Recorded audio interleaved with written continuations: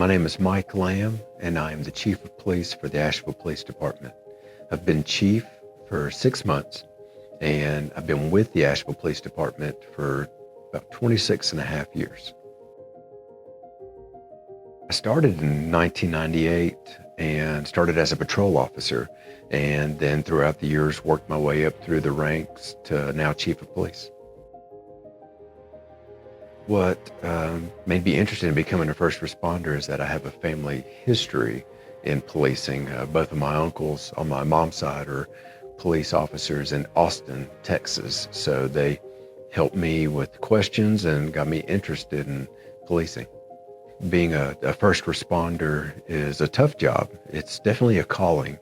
It gives you an opportunity to truly make a difference in the community and serve others. It is something that is noble. I love being a police officer. I would not do anything else. Even after 26 and a half years, I still love my job because we truly make a difference in people's lives. You know, I've had folks come up to me, for example, domestic violence victims who, for me, it was another call, but for them, it was an intervention and a chance to get them out of a cycle of violence. So it's important, I think, for us to understand the impact that we have on the community. It definitely impacts the family. We see things that are tough to see, and we go through things that are tough to go through.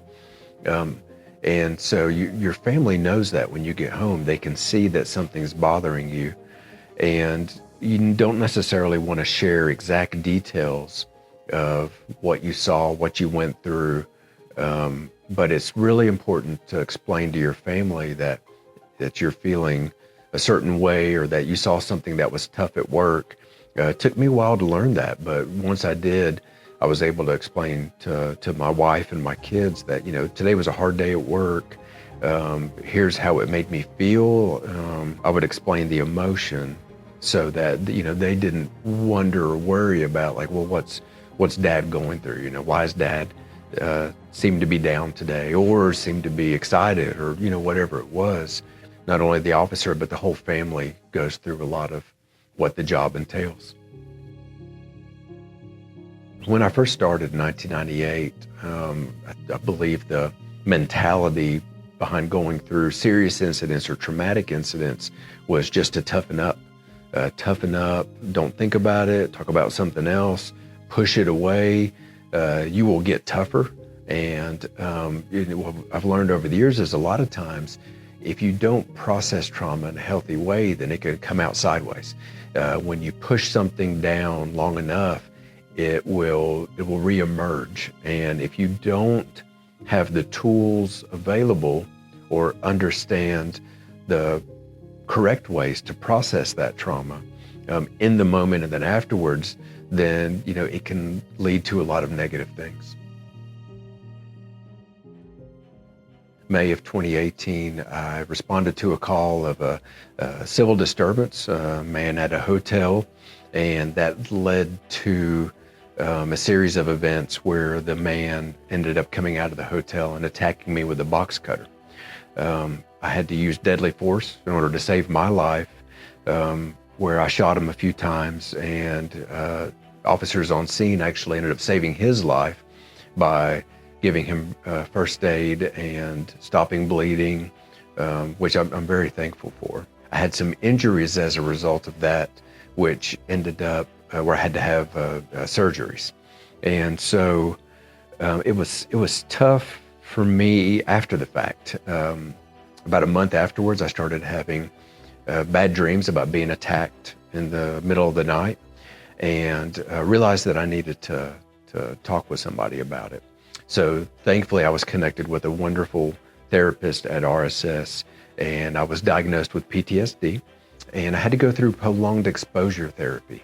You go back and you talk about your incident over and over and over again.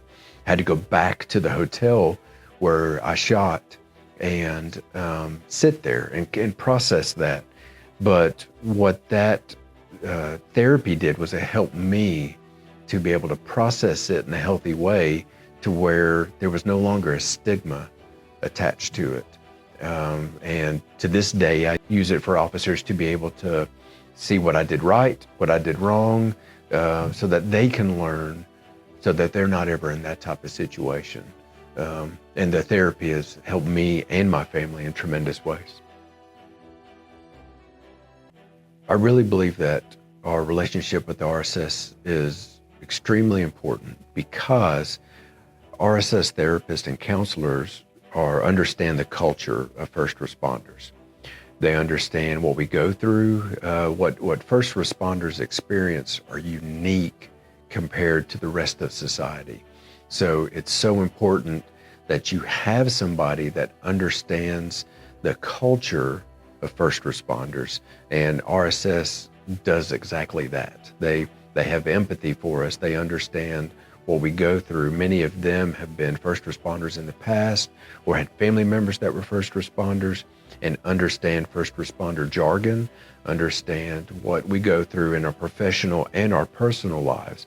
So it's a lot easier for us as first responders to talk with and be more comfortable and vulnerable with an RSS therapist.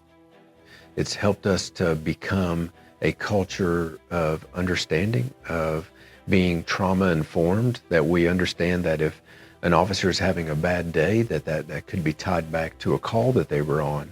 RSS has helped us build up our peer support team. It's really helped change in a positive way the culture of the police department. We have a more family-oriented culture in that we see each other as family members also, and not only just co-workers. And whenever we go through tragedy, which is inevitable, I really believe that we are better prepared when that happens, so that we have the resources available for an officer that is struggling with some kind of trauma or some kind of critical incident. And then also the RSS has helped us to be a more supportive agency and has helped us to know what to do in those times, and has just been a wonderful resource whenever those incidents happen.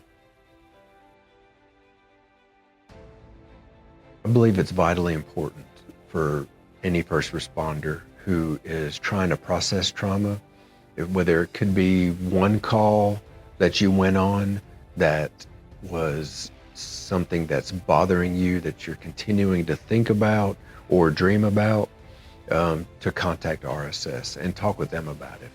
It's important for you individually, for your family, and also for your work team as well, because pushing traumatic incidents or incidents that bother you down will come back likely in a negative way. So it's important not only for that one incident, but also to develop the tools that you need in order to process future incidents as well.